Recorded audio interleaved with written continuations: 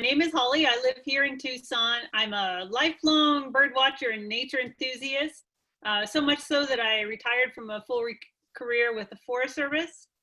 And at the Christmas bird count of 2013 in Sedona, Arizona, I was introduced to Ebird.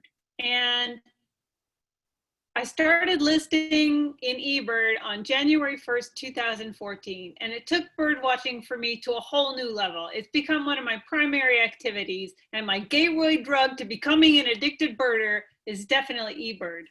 My qualification for being here teaching Ebird is not that I have anything to do whatsoever with Cornell Labs or Ebird. If you've got complaints about something in Ebird or Merlin, you're gonna have to talk to the Ebird people, okay? So I'm here as another fellow enthusiastic birder and Ebirder, and I wanna show you why I think it's so exciting and why it will really enhance your birding experience. So without further ado, to start getting you pumped up about Ebird itself, this database where we're gonna explore in 3 different sessions. Today, we're gonna talk about how to track the birds that you see. We're gonna focus on 2 tabs in the Ebird website. Next week, we're gonna focus on how to use Ebird to find the birds that you want to see. And in week 3, we're gonna go back to tracking the birds that you see using your smartphone, and you're gonna find out all the advantages of doing that. But today, we're gonna do all of this as you would do it on your laptop or desktop at home. So with that, I'm going to segue into a little video produced by the Ebird folks themselves. I'm going to share my screen and change my setup here a little bit. And we're going to jump right into Ebird. So here I'm going to my Ebird browser, and if you Google ebird.org, it will take you right to the Ebird website.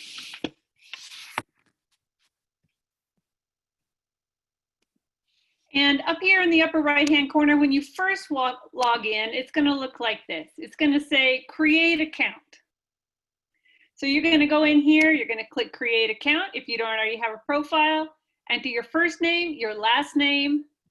You're gonna make up a username for yourself. I would recommend you keep it short and simple so that if you're sharing it with other eBirders, mine is Holly PK.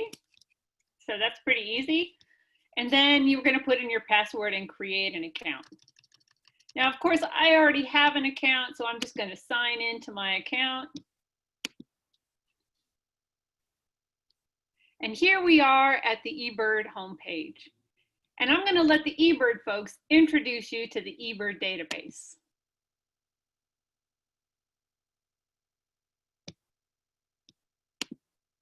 This is just a short little video.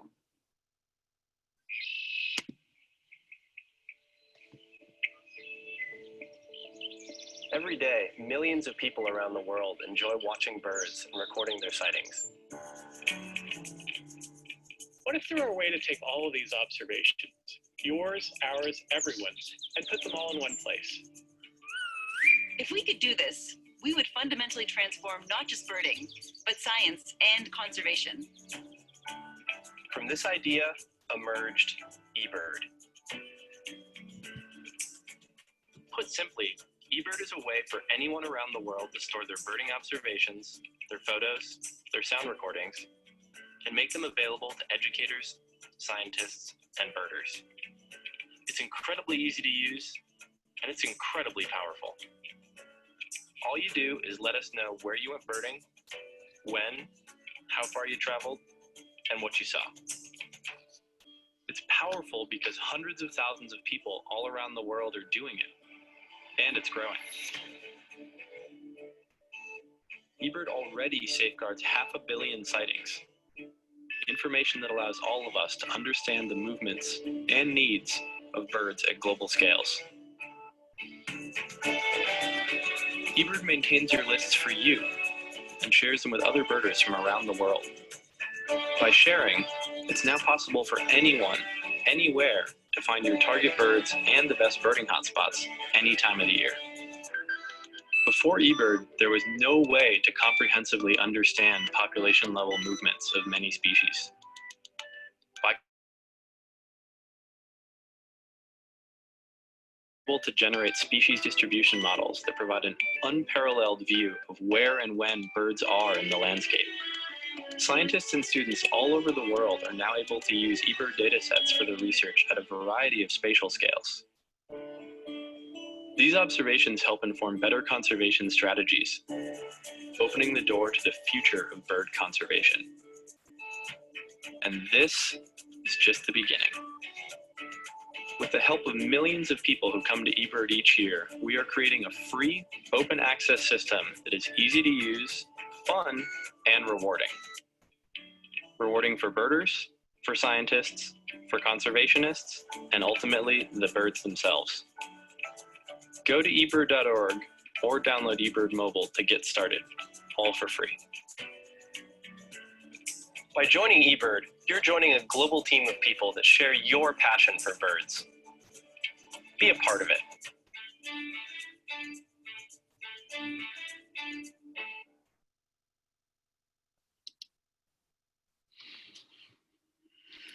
So there you have it. There's your introduction to Ebird.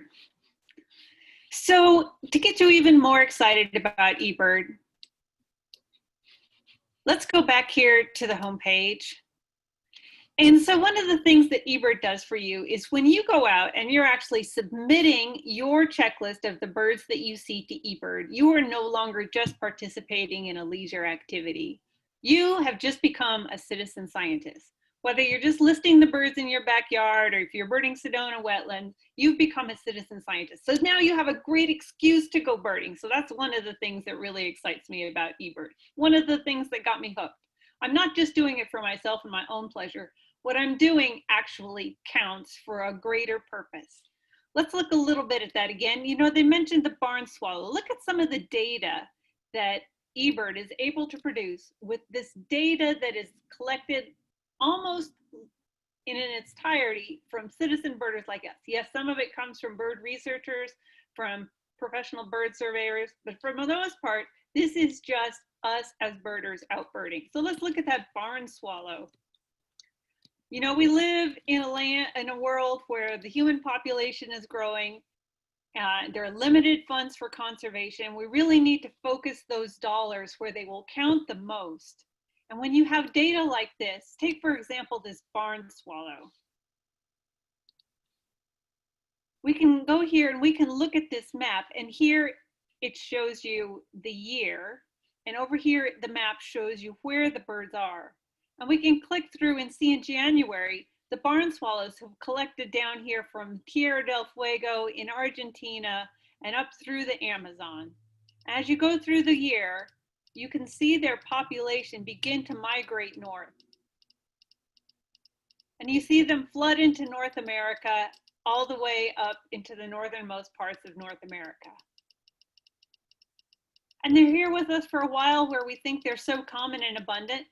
And then they migrate back down into South America. Take, for example, if you did that with a different species like Kirtland's warbler, and you knew you needed to preserve the habitat where that rare bird exists. With this kind of data, you can show exactly the territory that the Kirtland's warbler are using and prioritize your conservation dollars in those ways. So another good reason to get started with Ebird. Ebird's going to give you two things back. It used to be, as a birder, that you would have to, if you were going to list your birds, you needed to do detailed spreadsheets with pivot tables or access databases, or you needed to purchase software to collect all that data. With Ebird, all you do is submit your data and you can sort it in an infinite number of ways. So we're going to go into my profile because that's what I have access to. We're going to focus today on the Submit tab and the My Ebird tab. I'm going to show you the My Ebird tab first because I want to show you what one of the two main things you're going to get back from Ebird by submitting your data. So here's My Ebird.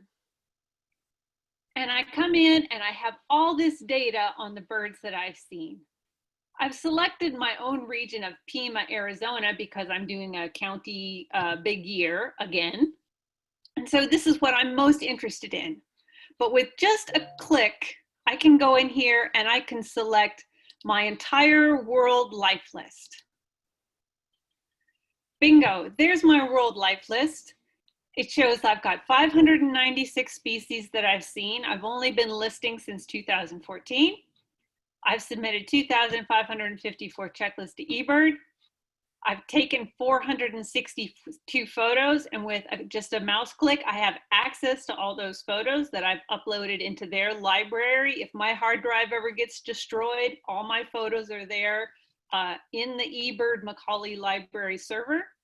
And I've even recorded 11 bird calls. So say I want to look at this data. I can just click here on the 596, and it thinks about it for a second. And pretty soon, here is a list of all the 596 species of birds that I've seen, showing the one that's most recent to my life list first. And that's because over here it says newest first. And I can scroll all the way down here to the bottom and find out what the very first bird I listed into Ebird was, white-crowned sparrow. Or much more simply, up here at the top, I could click here. I could change this to oldest first.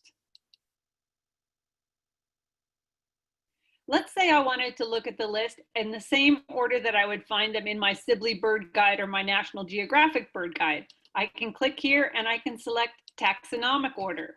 That's going to put all the ducks and geese towards the middle, and it's going to put the little passerine birds at the end.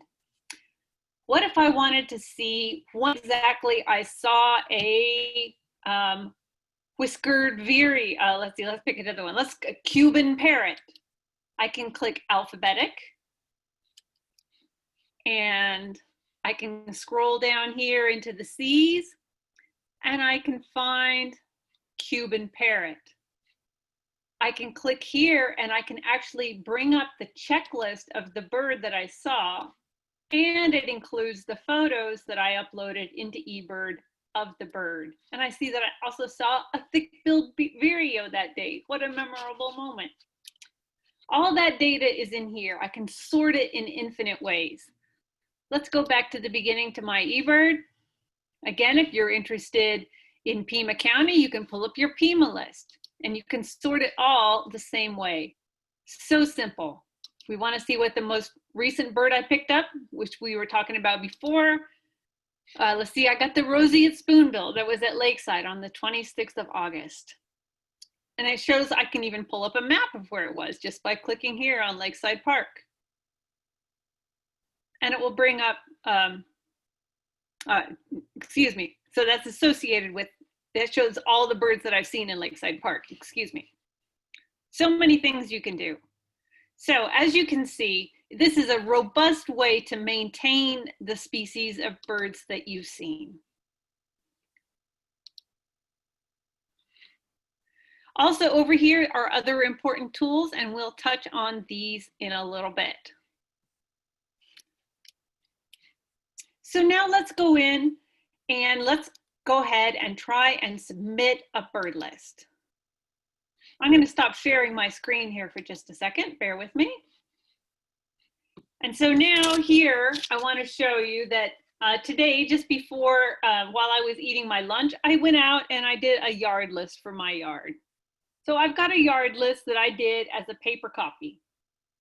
I much prefer to do this on my phone now, but this is the way I used to do it before the mobile app came out. So I listed where it was, and these are the things that you need to submit a list to Ebird. You need the date, what time you started, you need the distance that you traveled, and the total time that you spent. And if you're doing paper lists, make sure you write this information down, because usually what happens is you'll get like 3 or 4 lists done before you actually sit down to your laptop to do them, okay? So again, where it was, the date, when you started, how long you birded, and the distance you went. My distance, because I'm doing a yard list, is 0, because I just sat in one place and watched the birds. And then with my different kinds of annotation, I've marked down the birds that I saw and the number of birds that I saw. And we'll talk a little bit more about why numbers matter here. So let's go ahead and enter this short yard list, a very mundane yard list for my yard today, I have to say, and go ahead and enter it into Ebird. So I'm going to share my screen again and we'll jump back into Ebird.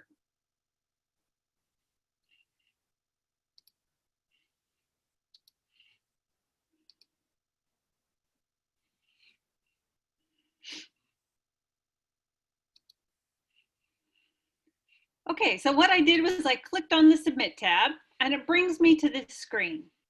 And we're going to submit lists in 3 different ways. So today we're going to go ahead and choose from a location that I already created. Don't worry, I'll show you guys how to create your own location here very shortly. So I have one and I created the location with just the address from my house. I'm comfortable doing that. You could use whatever you wanted. If you're doing a yard list, you could use your street name. You could call it, I could have called it Kleindienst residence, or I could have done something more cryptic. But I just used the address of my house. I'm not too worried about the security of having my address on Ebird. That's just me. And then I'm going to click continue. And so today is September 3rd. Select the 3rd. And then we have these options: traveling, stationary, historical, and incidental. The default for doing a list is usually going to be traveling. If you've traveled, a 1/10 of a mile or more, you're going to want to use traveling. Stationary is good for when you're sitting in one place doing a bird list. You're sitting at Santa Rita Lodge watching the feeders. You're sitting in your backyard watching the feeders. Maybe you're sitting on a rough and rugged coastline someplace counting seabirds. So stationary is when you really are in one place. Historical, we'll touch on a little bit later, but you use historical for old bird sightings that you want to put into Ebird just to improve your tally of birds, but you don't have all the information that you need for them. And then incidental is for like those drive-by birds. I remember when I needed to get a bald eagle for my Coconino County list, and I saw one on the interstate, and so I pulled over and I did a quick Ebird list, but I didn't get out and look for all the birds that were present. So as it says, incidental is for noting a bird while driving or gardening or something like that. When you want to note one particular species, but you're not doing a list of all the birds. So for my feeder watch, I'm going to choose stationary. And I wrote down on my little handy dandy notepad that I started at 11:44 in the morning. And I did this for 20 minutes. And it was actually 2 of us. It was my husband and I. So once I have that data in there, you can put checklist comments. Sometimes I put in comments, like if I'm birding an unusual route, or if I'm at Sweetwater Wetlands and I only bird 1 pond or something, I might put something like that, something that might be of other interest to birders that are coming to see what I saw there, or something that some researcher down the road might find interesting. Some people often note the weather, but you don't need to put anything in checklist comments. There's no red asterisks. So this brings us up with the birds that are normal for this part of Pima County, okay? And so we can go over here and my first bird on the list is housefinch, and I can start scrolling through the list to try and find housefinch. Much easier is to go over here into the upper right-hand corner where it says jump to species. And you can start to type in housefinch. Bingo, up pops housefinch. Let's say you're one of these people who actually deals in genus and species instead. You can start typing Hemerus mexicanus and it pops up again. Or if you use 4-letter codes because you used to do IBA surveys or something, it also recognizes those. Once it pulls it up, your cursor pops over here right by the housefinch. And I had a whopping 4 housefinches today. We'll move on to the next bird. We had mourning doves. This is probably a record low count of mourning doves from my yard ever. I had 7. Broad-billed hummingbird.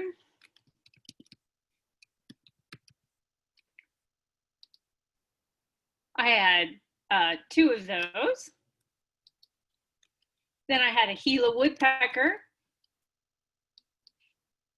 that live in a hole in a saguaro tree near me. And we have rufous hummingbirds here this fall, which has been so fun. I've got 2 of those feisty little guys. One lonely house sparrow came in and got a drink at the fountain. And I had 3 lesser goldfinch. You gotta spell it right. I could have started with lesser. I could have started with goldfinch, and it still comes up. I had 3 of those. You'll note that once you populate a number into this field, it comes up with this little button to the right where you can add details. You do not need to add details, but you can. So let's look at add details for goldfinch. Specifically, I saw 1 male lesser goldfinch and 2 female lesser goldfinch.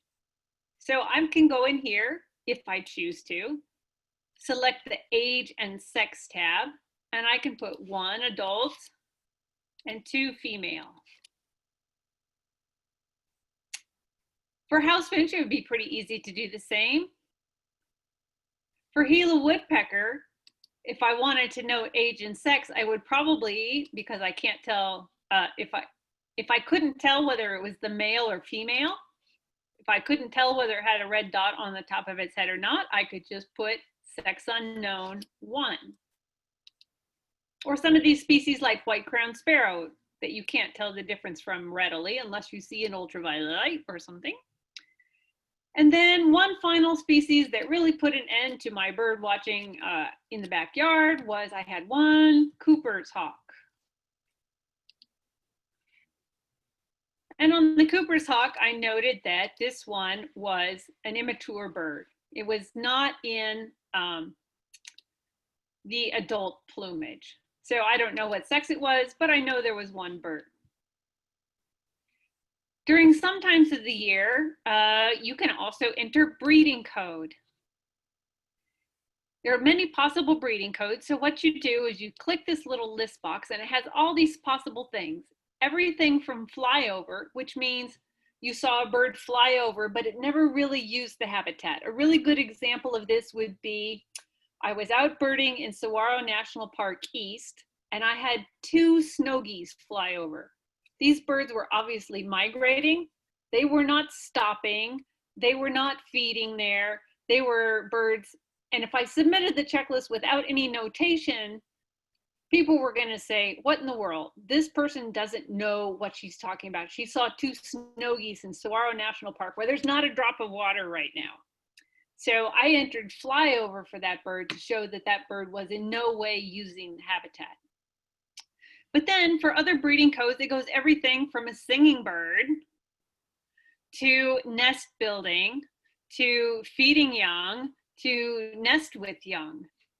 What you want to do is always select, you might have several of these. For example, if you see a housefinch feeding a young housefinch, you would note that there were recently fledged young and that they were feeding young. Of the 2, you would select feeding young because it's the one that's highest on the list. So that's how you use breeding code. Again, any of these extra details are bonus information. And pretty soon we'll go in and we'll talk about how to upload your photos. But let's go ahead and finish with this checklist first. Okay. Now I'm going to go down here and I have to choose between, is this a complete checklist of the birds that I saw or not? The default is that you want to submit a complete checklist of the birds you were able to identify. This throws people off because people say, oh my gosh, you know, I'm at Sweetwater Wetlands. There's no way I saw all the birds and I saw 12 birds that I couldn't identify. That's okay. You just put the birds that you identify. Ebird understands you're not putting in every bird present on that piece of turf. You're just putting the ones that you were able to positively ID. And the rest of them, you can just ignore, okay? Your default should be yes. Once you click the yes button for a complete checklist, Your data has just become research data that can be used by researchers, conservationists, and it's a public record for other birders. Okay? And we're going to talk about some reasons. We're going to talk here in a moment about why you might want to click no and when you would want to do that. But the default is yes. And then we click submit. Bingo, here's my list. This is how it looks. My mourning doves, my Cooper's hawk, my Gila woodpecker, they've all been put into taxonomic order. Now, my husband was watching with me, and so instead of him going through the trouble of submitting the exact same list, what I can do is right here to this share button. This shows who submitted the checklist, and now I can share this checklist and it will go to him. Now I could go in here and I could type his username or I could type his email address. I've sent a list to him before, so he's in this little list down here. So I'm going to select George, and down here I'm going to click share checklist. How do I know he got it? Because it comes up with this cute little message that says, yay, this checklist has been shared, woohoo!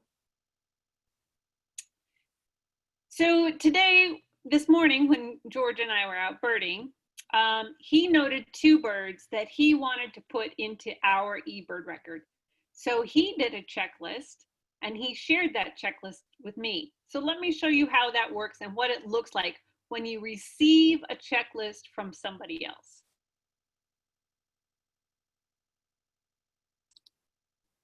So we're going to pop over here into my mail.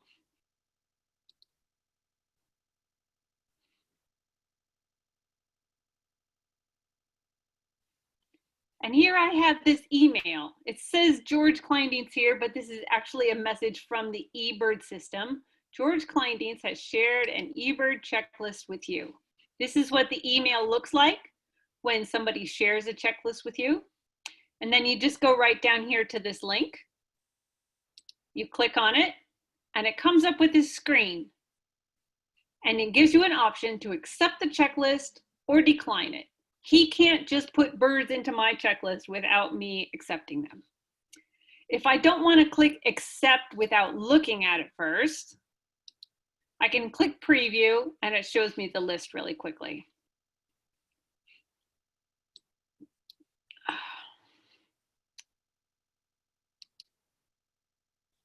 But I'm going to go ahead and I'm going to accept this checklist. And now from right here, I can go to view or edit. So this is an example. George did a list and it is not a complete checklist. It's an incomplete checklist. We didn't list all of the birds, the 120 mourning doves and stuff that we saw this morning. We were busy getting our steps in, but he thought it was very cool that we had the 2 Harris's hawks on our walk and we had 3 female Bullock's orioles.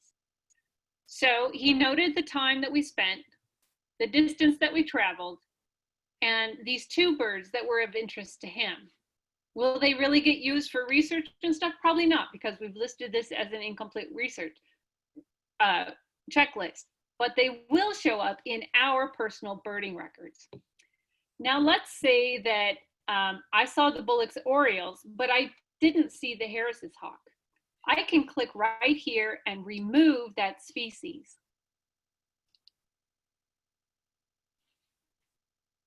Now, my list just shows the 3 Bullock's orioles. Did it change George's list? Not one bit. It still show his 2 Harris's hawks, but they only live on his now. Let's say that I only saw 2 Bullock's orioles and he saw 3. I can click here on Edit Species. And I can jump to the Bullock's oriole instead of scrolling through the list. I can change this number to 2. And down here, I can click submit. Now mine says 2, but on George's, it still lives as 3. It's only changed my checklist.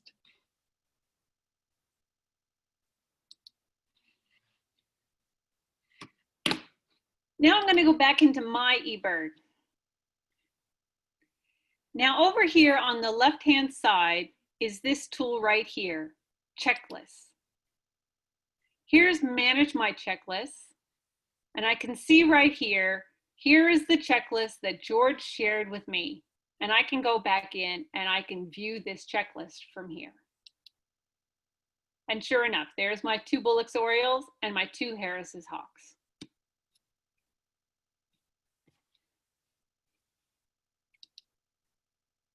Okay, so that's how to submit an observation from a location that you previously have been birding. Let's say you want to go someplace where you haven't been before and you think it's a hotspot. Someplace that has been designated in eBird as being a birdie spot to see things. So I'm going to find it on a map. I'm going to select Pima County, see what comes up. There I can scroll the map down to Pima County.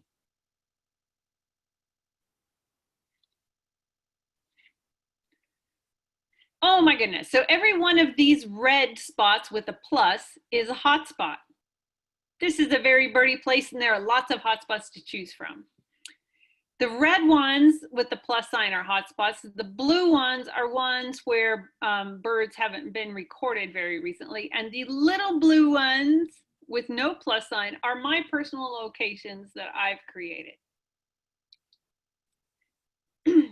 We can go here and we can zoom in.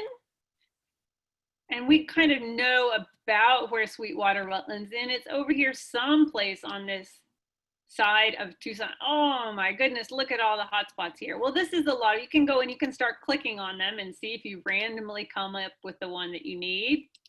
We're getting closer, getting further away. Or you can come up here and you can try your luck at searching for it this way, Sweetwater. Let's try, Sweetwater.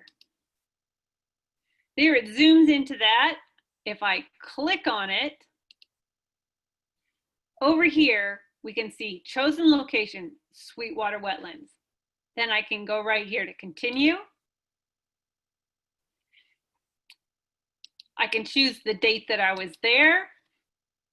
I'm going to walk around the whole place. I'm going to start at 6:30 a.m. There for an hour and 40 minutes. 2.5 miles. Now, how are you going to know the distance? So maybe it's someplace that you've walked before and you have a good idea of the distance. Maybe you have an idea of how fast you bird and that you normally bird about 2 miles an hour or a mile and a half per hour. Maybe you're wearing a Fitbit and you can kind of note how far you traveled on your Fitbit. It's going to be a little bit subjective. This is going to be one of the advantages of submitting one from a smartphone because it will do a GPS track for you and it will populate the distance for you. And then I could add 2 people because I'm birding with my husband again, and I would hit continue.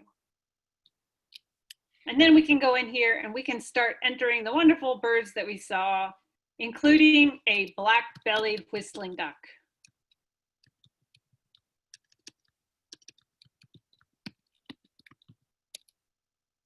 What do you know? There's no black-bellied whistling duck on the list. What does this mean? It means I've just hit a bird that's not a normal bird here for this time of year. Nonetheless, I saw this bird, so we want to record it. So what we do is we click Add Species. Go in here and we can start typing black-bellied. Aha! This is a rare bird for here and they need details. So what we need to do here is provide some documentation of the bird. The best documentation you can provide is a photo or a sound recording. Most of us default to photos. So you could go and submit this and you could just say, will add photo. And I'll show you how to add a photo here in a minute. If you don't have a photo, what you're going to do is write a description of the field marks that you saw for the bird, and maybe a description of its call. Like for black-bellied whistling duck, I would talk about bright, my typing is not so good today, pink bill and legs. And maybe some of the other distinguishing physical characteristics. And I could put whistling, call, heard in flight. Another thing you could do if you've got maybe a confusing bird is you can say what you ruled out. Let's say you saw a Mississippi kite. You might want to talk about how it was a raptor that was mostly gray. And then you would describe how it differed from the more common gray hawk that people might think you have mistaken the bird for. So adding a description of the bird, other birds you considered, and why they were ruled out. You can add a little bit of information or a lot of information, okay? Then once you have everything in here that you want, you check this little mark complete, and then you move on to your other birds. So that's how you deal with a rare bird. Now, all of the checklists that you submit, all of the birds that are normal for that time, considered normal in the Ebird database as normal for that time of year, and the number that's normal, the Ebird reviewer will not even probably look at your checklist. So the whole world is divided up into Ebird regions. A lot of places here in the United States, a region is the county lines. We're very lucky here in Pima County because our region, our county is subdivided into 17 different polygons.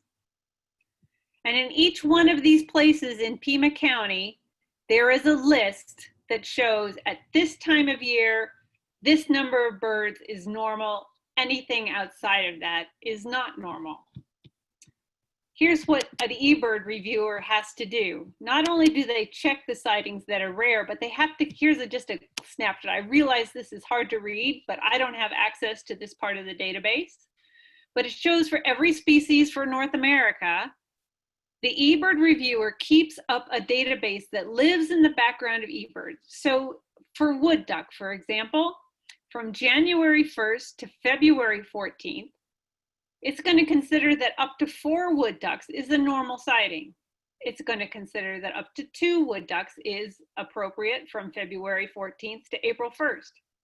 If you recorded 60 for February 14th, it's going to come up as rare, and you would put in some comment about how they were abundant, that you did your best to make a conservative estimate, and that was an actual count of the birds. That's all you have to put in comments if it's for numbers. If it's a rare bird, like say you got a garganey, this second bird down here that shows that 0 are expected for all of the year, then you're going to put a description of the bird and the field marks that helped you make that. So this is the kind of data that lives in the background of the Ebird database.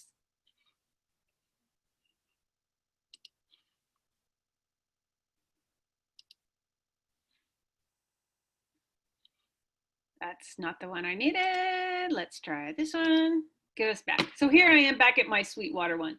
So anyway, once you've entered the rest of your birds in here, these 7 common gallinule, etc. Common gallinule should have come up as a normal bird. Anyway, once you've entered the rest of your birds, then you would go down here and you would click yes, and you would click submit. Now, I don't have a new checklist to submit for Sweetwater. That's a real checklist, so I'm not going to go ahead and submit it at this time. The one last thing I want to show you for how to submit is for creating a new personal location. So I'm going to go back here to the Submit tab. I do not want to save this information because it's junk. And I'm going to create a new personal location. You might want to do this like I created one for my neighborhood where I bird regularly, but it's certainly not an eBird hotspot. And I'm going to find it on a map, and I'm going to start by selecting Pima County.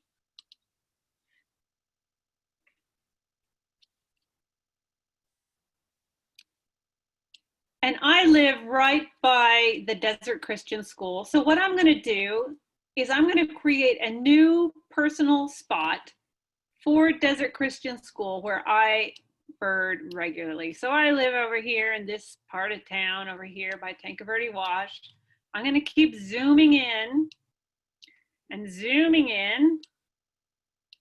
And you know, it would be really helpful if I could actually see the satellite view. So I can go right here and click on satellite view. Ah, there it is, right here where Wrightstown makes a corner onto Harrison Road. I can see Harrison School, and I like to bird back here by the ball fields and the wash.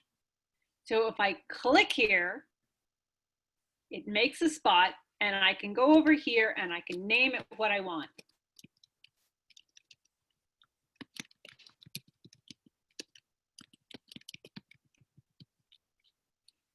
And then I can click continue. Now I have this in my list of personal locations. I'll go ahead and just make a checklist here. I'll call it stationary. I started at 6, and I'll show you how to delete this checklist because sometimes you do need to delete a checklist. I was here for 10 minutes, party size of 1. Saw 1 ash-throated flycatcher. 4 verdin. Oops, can't put the 4 in there.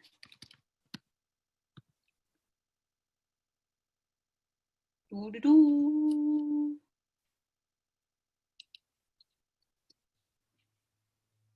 Ebird is letting me catch my breath.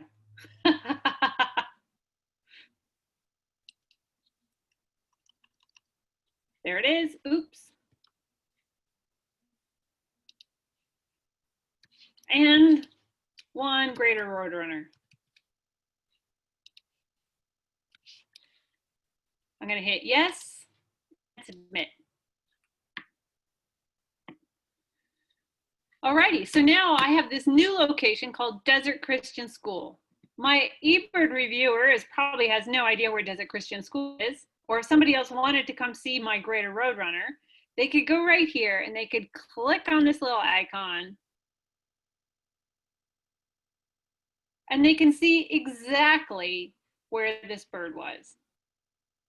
So that's a wonderful service that eBird provides for us, is being able to find the other birds. We'll talk about that more next week.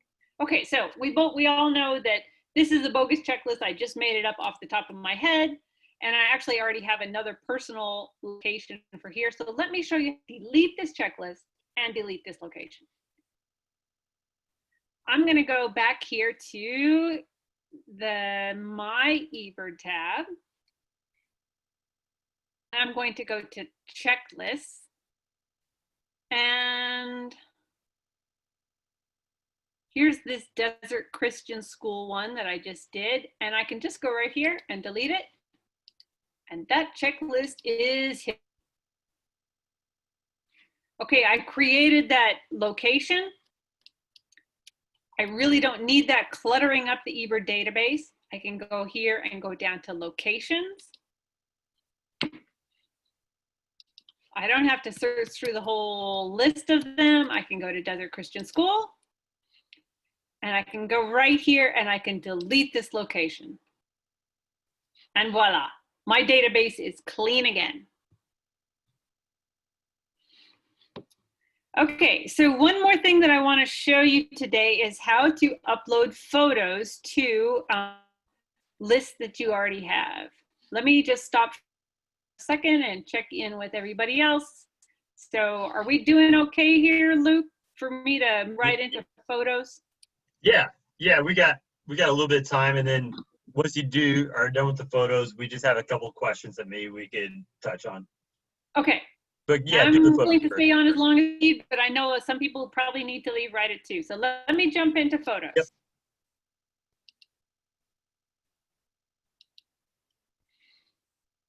So I love housing my photos on the Ebird database. This way my grandchildren are not gonna inherit thousands and thousands of photos on my hard drive that have absolutely no use or interest for them whatsoever. Well, maybe I'll get them into birding. I'm still working on that. So I have some photos for a checklist that I've saved to upload just to demo for you guys how this works. So again, I'm going to go to the My Ebird tab. I'm going to go to checklists. And my husband and I were up on Summerhaven, and I captured a couple of nice photos. So once I'm back to this checklist, there's my list. It includes 7 species of warblers. It was a fun list. I'm going to go right here to add media. One of the birds I got a picture of was a Nashville warbler. So while I'm here in this dark add media screen, I'm going to scroll down till I find Nashville warbler. And I'm going to go here and I'm going to click on the add media button. Now, of course, you need to file your photos someplace where you can find them. You want to have them already edited and everything. There is a limit to the size, but it's quite large. I've never hit the limit. It can be 10 megabytes. You can upload up to 5 pictures per bird. They might have upped that to 10 by now. And I'm going to select 3 photos that I have for Nashville warbler.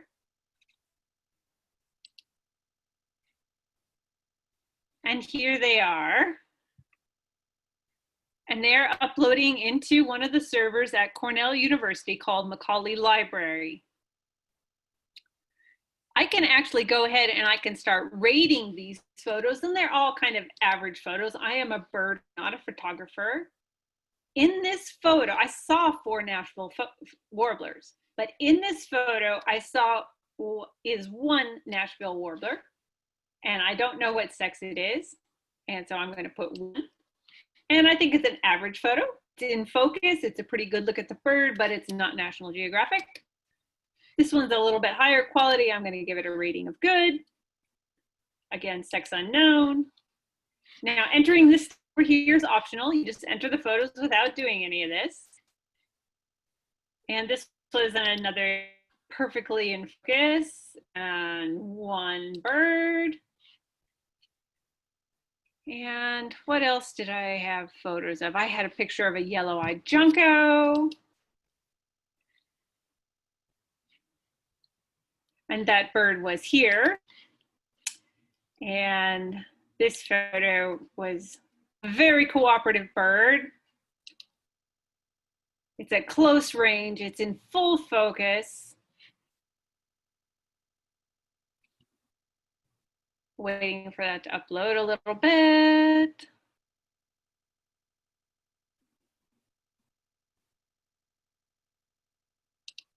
And this was an excellent photo. Again, sex unknown, but adult. I actually have more photos I could upload, but for the moment, we'll just go ahead and click done. And now in this checklist lives my photos that I took. And if I click on them, I can get the larger view, and I can view these photos, and anybody I share this checklist with can see the photos. It's really a fun tool. And then next week, we'll talk about how you can look at other people's photos to help inform your birding. Again, here we have a nice Nashville warbler, looking rather startled, like, who you taking a picture of? And so that's how you add photos.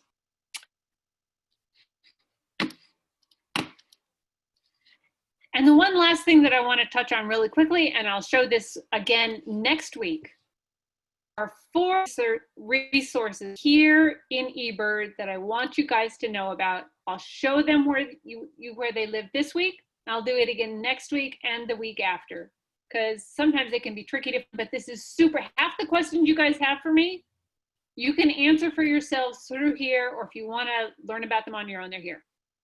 The help menu is actually very helpful in Ebird.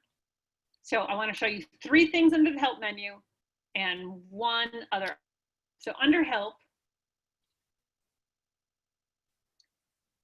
There's Guide to eBird Protocols. Are you confused about whether to use stationary, traveling, or incidental?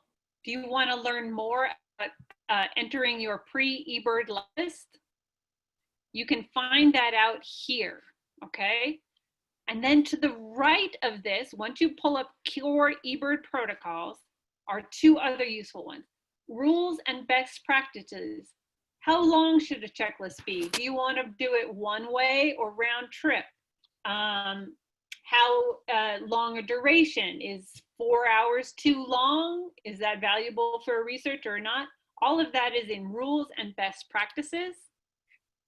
I refer to this one quite frequently.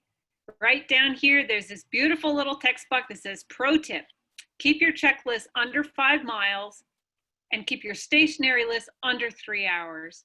However, 1 mile or less is better, 1 hour or 1 mile is better precision. And then if you do have older sightings that you want to add, entering your eBird life list. This has the directions on how to do that. Okay, outside of the help menu, there's one other thing, self-help item that I want to show you that I strongly encourage you to do. If you go to the Explore tab, it's the only thing I'm going to show you on the Explore tab today. Down at the bottom over here is Ebird Essentials. This is the class put on for, that's produced by the good people at Ebird. And you can go right here, you can enroll in Ebird Essentials. It takes between 1 and 3 hours to complete, and it's free. And it's got beautiful videos, high quality videos that take you through step by step how to get started with Ebird. So what I've done today is just gone right over your head and you want to start again from square one. This is a great research. Again, to get here,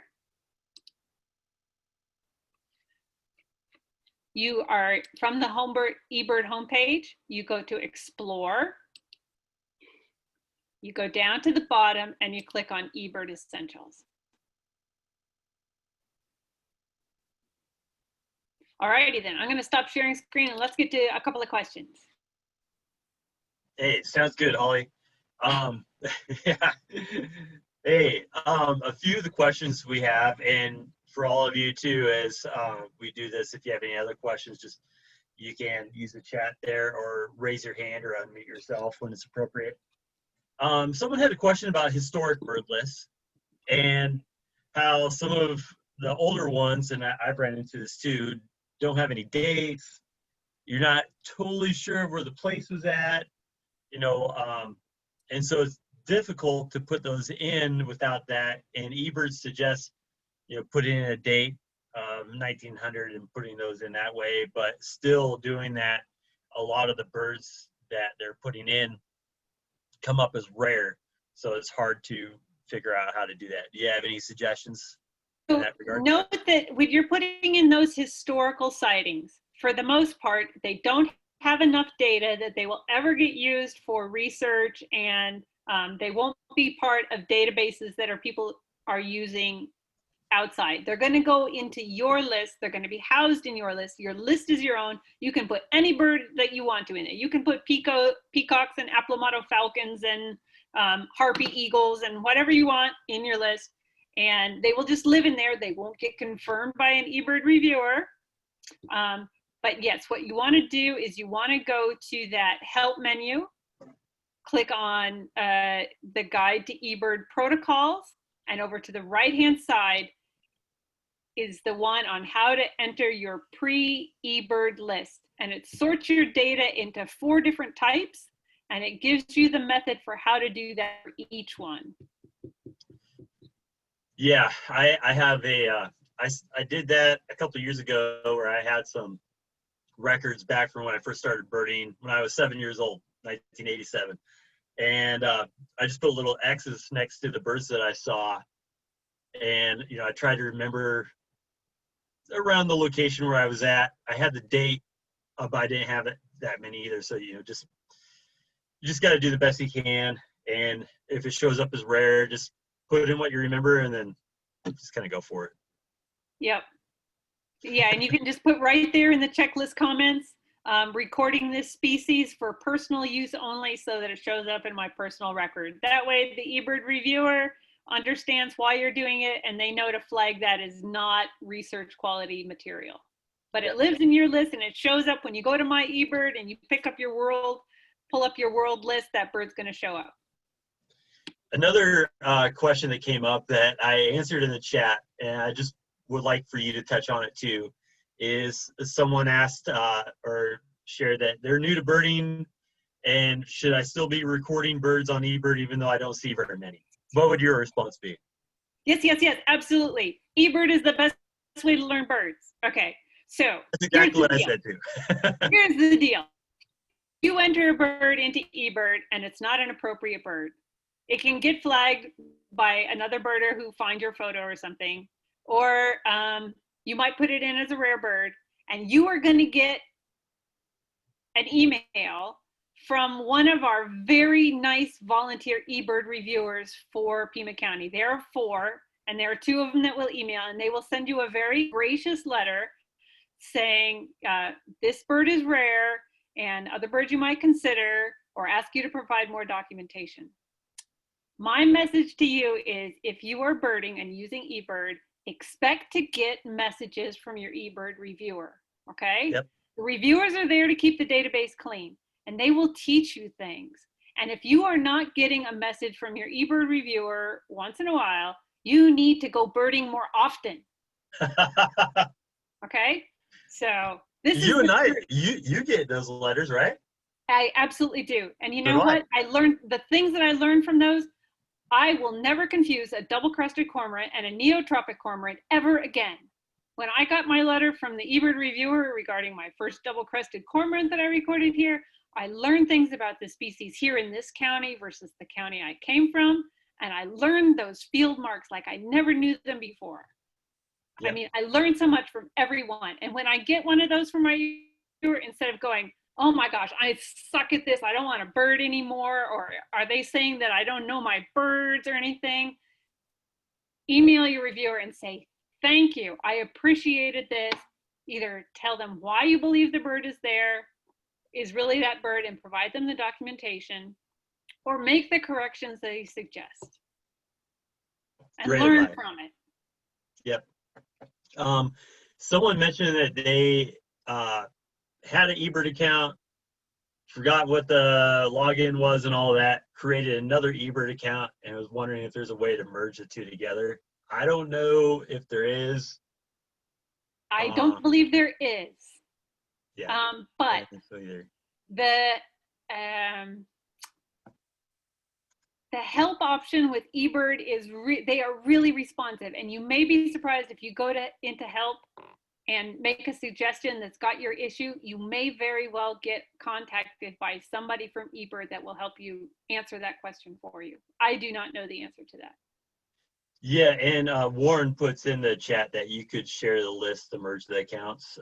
As long as you're able to figure out what that old account was, you could access that and then just bring them in together. I think that's probably what I would end up doing.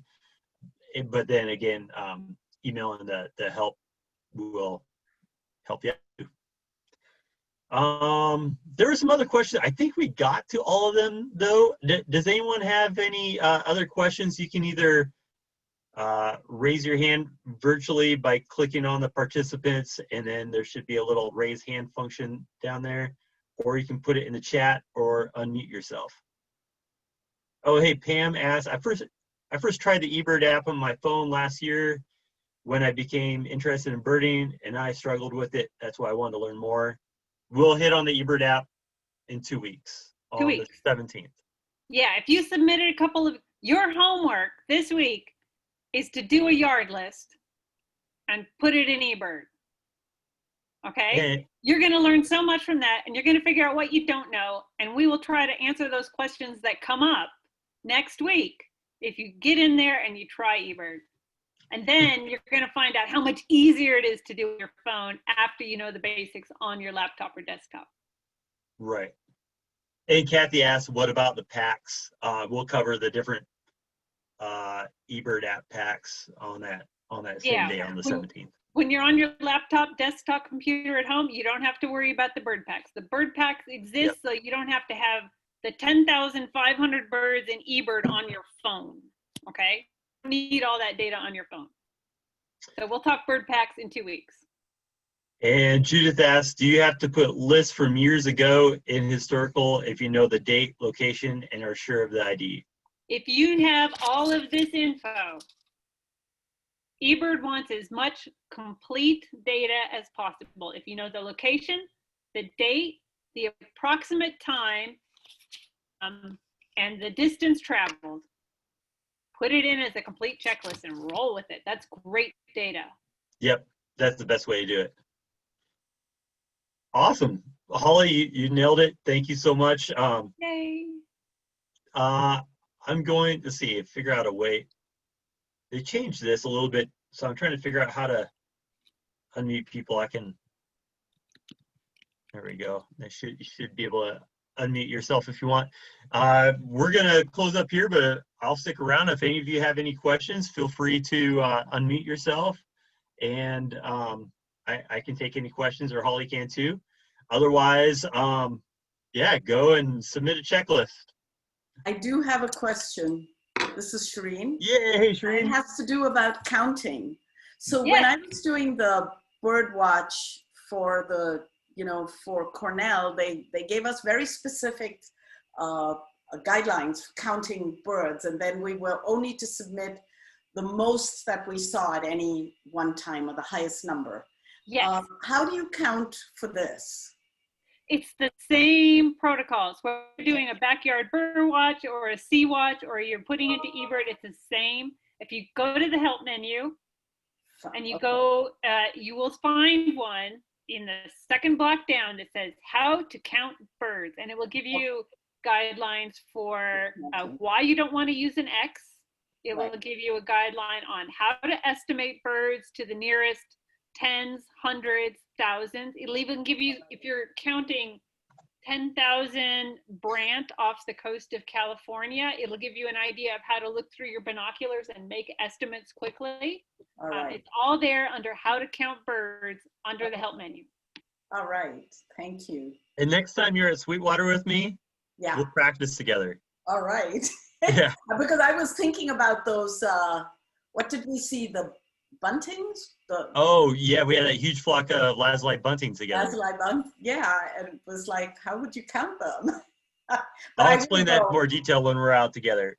And I'll just check that it's one, you just confirm that it's one login for all the Cornell lab stuff, right? So I believe so. That's what Mike shared too. Login, yes, if you're a backyard feeder watch, if you're Cornell Academy, if you're Ebird, all of those are linked together under one profile. Okay, great. All right, thank you so much. This is so exciting. If I register and I can't, if you record it, I may not always be able to come on Thursdays because I'm still working, and this is a prime time for students to want to meet. But it would be great if you recorded. This is so helpful. Thank you so much. Yeah, just register for it, and even if you can't make it, we'll make sure to send you the recording. Okay, thank you. Yeah, Bye. good to see you. All right. Well, without any further questions, I'm gonna end our little session together. Great to be with all of you, even though I couldn't talk one-on-one with all of you. Kind of missed that part. But Holly, thanks again, and we'll see you next week. Bye, everybody. Thank you. Bye-bye. Go do a checklist. Enjoyed it.